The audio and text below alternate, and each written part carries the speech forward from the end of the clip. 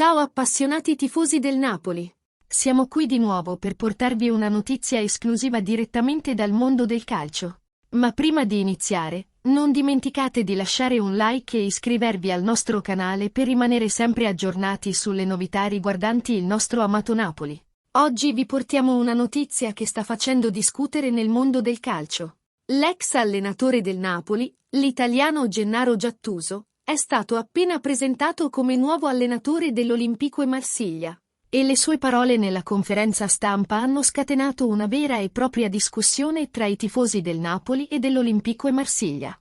L'obiettivo principale di Gattuso alla guida dell'Olympique Marsiglia è chiarissimo: l'Europa.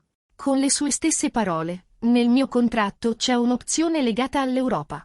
Abbiamo bisogno di intensità, il calcio moderno ne ha bisogno. Ho una squadra che mi aiuta molto. Sembra che l'allenatore sia fiducioso nel portare l'Olympique Marsiglia sul palcoscenico europeo. E come sapete, l'Olympique Marsiglia ha la fortuna di avere uno degli stadi più incredibili d'Europa, il Velodrome. Gattuso non ha risparmiato elogi dicendo: il Velodrome è uno dei rari esempi di stadio europeo paragonabile a quelli del Sud America. È davvero un'atmosfera incredibile, tutto trema.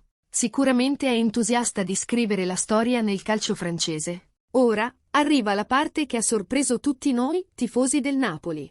Gattuso ha paragonato Marsiglia a Napoli, affermando che le due città sono un po' simili.